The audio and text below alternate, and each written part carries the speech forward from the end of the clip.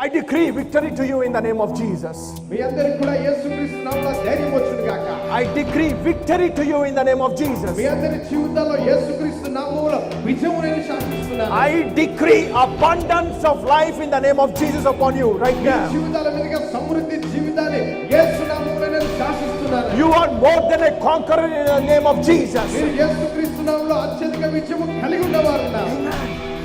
See, you got to trust His word. That's it. మీరు కేవలం చేయాల్సిందల్లా ఆయన మాటను నమ్మగలగాలంటే. Amen. Amen. Final. That's final. అది చివరి కార్యవలిక. When the word says something about you, you are that what the word says. దేవుని వాక్యం నీ గురించి ఏమని సెలవిస్తుందో ఇక నీవు అదే ఉన్నావని దేవుని వాక్యం ఏం చెప్తుందో అదే ఉన్నావు. ఇక Don't think about your emotions.